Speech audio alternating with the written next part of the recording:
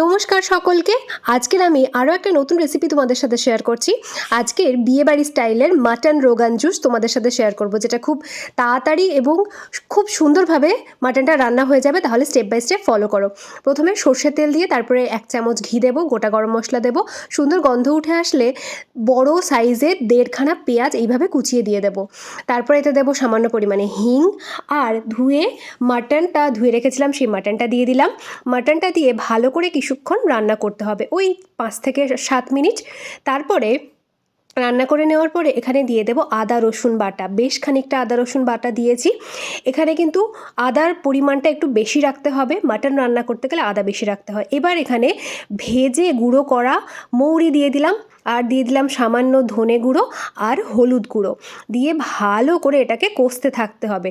Mutton পর্যাপ্ত পরিমাণে সময় নিয়ে মিডিয়াম আঁচে রান্না করলে একেবারে জুসি আর টেস্টি হয়। দিতে হবে পরিমাণ মতন লবণ।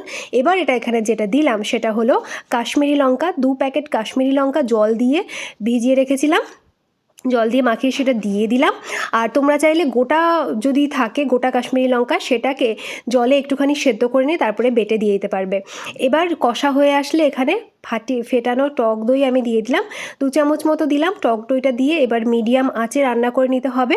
তারপর দেখো আমি এখানে যেটা দিলাম সেটা হচ্ছে যে মাটন রান্নার জন্য যে মিট মশলাটা দিতে হয়, সেই মিট মশলাটা তোমরা এটা স্কিপ করতে পারো, বাট এটা দিলে অনেক ভালো স্বাদ হয়। আর যেটাতে আমি লঙ্কা গুঁড়ো করে রেখেছিলাম সেই বাটিটাতে আমি জল দিয়ে দিলাম। এবার এই জলটা দিয়ে ঢাকা দিয়ে মিডিয়াম আঁচে 40 থেকে 45 মিনিট রান্না করে নিতে হবে। জল যখন দেখবে কমে আসছে তখন আরেকটু জল দিয়ে দিও। তো এইভাবে কষাতে কষাতে তৈরি হয়ে যাবে মাটন রোগান জোশ।